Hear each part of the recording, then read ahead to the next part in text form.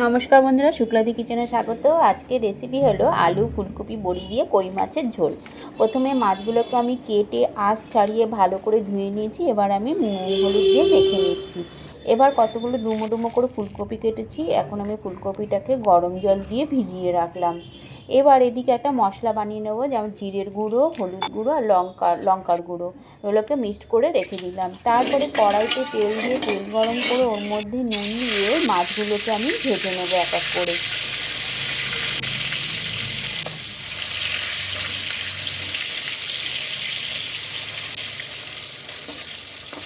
তো কড়া করে ভেজে নিচ্ছি, মাছগুলোকে নিয়ে তুলে নিচ্ছি। এরকম করে সবকটি মাছ আমি আস্তে আস্তে এরকম করে ভেজে নেব।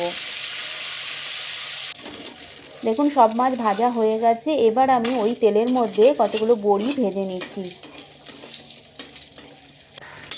ভাজা হয়ে গেছে বড়িগুলোকে, এবার আমি তুলে নিচ্ছি। এর মধ্যে এলাচ আর দারচিনি, একটা তেজপাতা, দুটো শুকনো লঙ্কা ফাটিয়ে দিয়েছি। এর মধ্যে জিরে ফোড়ন দিচ্ছি, দিয়ে এর মধ্যে কেটে রাখা আলুগুলোকে আমি ভেজে নিচ্ছি।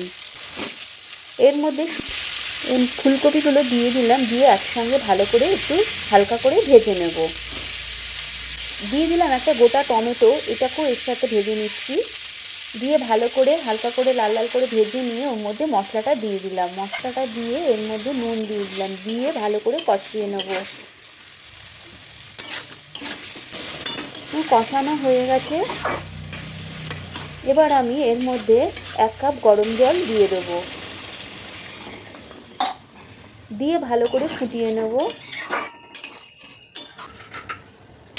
এর মধ্যে ভেজে রাখা বড়িগুলো দিয়ে দিয়েছি, দিয়ে আবারও ভালো করে একটু ফুটিয়ে নেব। আমার আলু সিদ্ধ হয়ে গেছে দেখুন। আর তার সাথে এই ভেজে রাখা মাছগুলোকেও দিয়ে দিচ্ছি, দিয়ে আবারও ভালো করে ফুটিয়ে নেব। তো তৈরি হয়ে গেল আলু ফুলকপি দিয়ে কই মাছের ঝোল। এর মধ্যে 4টে চেরা কাঁচা লঙ্কা দিয়ে দিলাম, আর কিছুটা দিয়ে দিলাম ধনেপাতা। তো এবার নামিয়ে সার্ভ করে নেব। শীতের দিনে এরকম দুপুরে গরম ভাতের সাথে কই মাছের ঝোল খেতে কিন্তু খুব দারুণ লাগে।